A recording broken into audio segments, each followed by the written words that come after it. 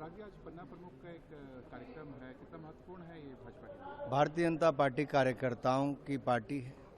संगठन के बल पर हमने लगातार हमीरपुर संसदीय क्षेत्र को और हिमाचल प्रदेश की चारों सीटें 2014-2019 में जीती और इस बार भी कार्यकर्ताओं ने कमर कस ली है कि सारी सीटें लोकसभा की जिताकर नरेंद्र मोदी जी की झोली में डालेंगे। एक भाषण में मोदी जी ने कहा है कि लूट जिंदगी के साथ भी और जिंदगी के बाद भी तंज करता है। देखिए, कांग्रेस की वसूली उनके सत्ता में आते ही शुरू हो जाती है। ये वसूली टैक्स व्यापारी, आम आदमी, उद्योगपति सबको कांग्रेस की सरकारों में देना पड़ता है, लेकिन मौत के बाद भी कांग्रेस की वसूली जारी रहे, ये भी कांग्रेस ने इस मैनिफेस्टो में स्पष्ट कर दिया है। आपने अपनी मेहनत से जितनी भी कमाई की होगी, कांग्रेस ने अपने मैनिफेस्टो में कहा है कि अब संपत्ति आपकी संतान की नहीं होगी, बल्कि वो अपने वोट बैंक के लिए उन लोगों को बांट देंगे जिनका उस पर कभी हक नहीं था। क्या यही न्याय कांग्रेस का है? अगर ये न्याय कांग्रेस का है तो अपने आप में बहुत बड़े प्रश्न चिन्ह खड़ा करता है कि कांग्रेस के राज में ना संपत्ति सुरक्षित, ना संतान सुरक्षित, ना सीमा और सरहद सुरक्षित और ना ही सनातन सुरक्षित। तो कांग्रेस की सरकार या कांग्रेस के राज में कौन सुरक्षित रहेगा? कोई नहीं रहेगा। इसलिए आज राहुल गांधी जी के mentor, guide, philosopher Sam Pitroda ji के बयान से बहुत स्पष्ट हो गया और कांग्रेस के मैनिफेस्टो में भी स्पष्ट तौर पर दिखता है कि कांग्रेस आम जनमानस की मेहनत की कमाई के पैसे को छीनना चाहती है, उनके हक छीनना चाहती है और उनकी मौत के बाद भी उनकी परिश्रम का पैसा उनकी संतान को नहीं बल्कि कांग्रेस अपनी वोट बैंक के लिए इस्तेमाल करेगी। बात राहुल गांधी की करें, उन्होंने कहा है कि देश की 40% संपत्ति जो है, जिस पार्टी ने 60 वर्ष राज किया हो और एक परिवार, एक पार्टी ने इतना लंबे शासन करने के बाद इस तरह के बयान देना राहुल गांधी जी के अपने आप में दिखाता है कि राहुल गांधी जी की मानसिकता अब क्या हो चुकी है। एक तरफ से वो कहते हैं कि देश में परमाणु हथियारों को नष्ट कर दिया जाए, तो दूसरी ओर भारत के सामने, दुनिया के सामने एक बहुत बड़ी चुनौती है कि जैसे दुनिया के कई देशों में युद्ध चल रहा है, अगर वो कहीं बढ़ता है तो हर देश की सीमाएं सुरक्षित होनी चाहिए। देश की लोगों की सुरक्षा भी वहाँ की सरकार की जिम्मेदारी है। कांग्रेस ने न कभी सेना को सशक्त किया और ना ही सीमाओं को सुरक्षित रखा। ना कांग्रेस ने कभी बुलेट प्रूफ जैकेट दिए और ना ही लड़ाकू विमान तो पिछले 10 सालों में दिए। ये दिखाता था कांग्रेस के लिए देश की सुरक्षा महत्व नहीं रखती। वो तो केवल रक्षा सौदों में दलाली खाने की ओर ध्यान देते थे और 10-10 साल तक खरीद नहीं हो पाई दलाली ना मिलने के कारण।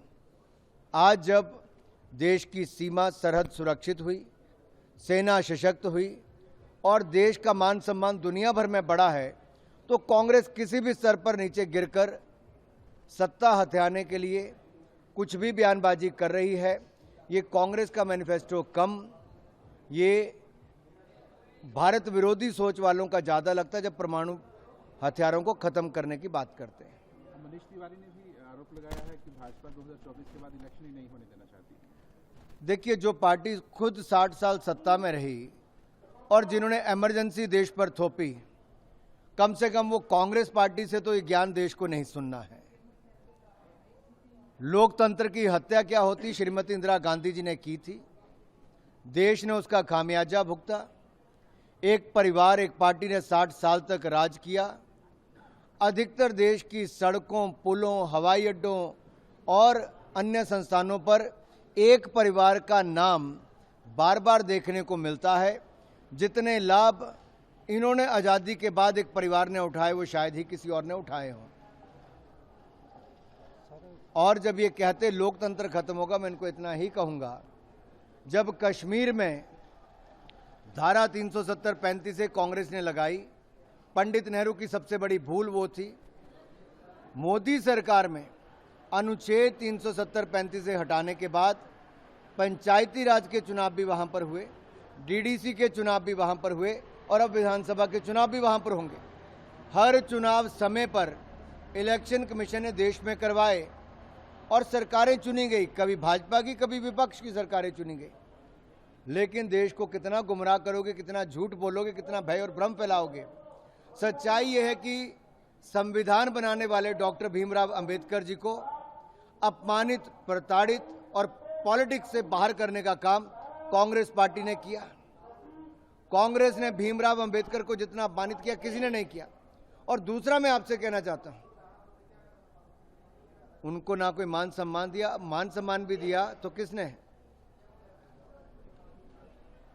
जब वीपी सिंह जी की सरकार आई तब जाके उनको भारत रत्न मिला। मोदी सरकार में उनको पंच तीर्थ उनके बनाए गए, संविधान दिवस बनाया गया, बाबा साहब अंबेडकर की जयंती पर राष्ट्रीय अवकाश घोषित किया गया और फसल बीमा योजना में 71% SC ST OBC हैं। प्रधानमंत्री PM किसान सम्मान योजना में 80% SC ST OBC हैं। पक्के मकान प्रधानमंत्री आवास योजना में 52% से ज़्यादा SC ST हैं। वजीफा योजना में स्कॉलरशिप में 58% से ज़्यादा SC ST OBC। मुद्रा योजना के लाभार्थी लगभग 52% SC ST OBC हैं। तो ये तो मोदी सरकार ने ज़्यादा उनको न्याय भी दिया।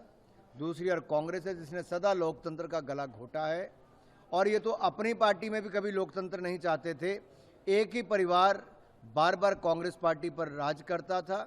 इसी तरह से इनके गठबंधन दल के भी परिवारवादी पार्टियों में वहाँ लोकतंत्र की हत्या है जहाँ पर वो अपनी पार्टियों पर परिवार का एक व्यक्ति के बाद दूसरा कब्जा करके चलता है। अनुराग जी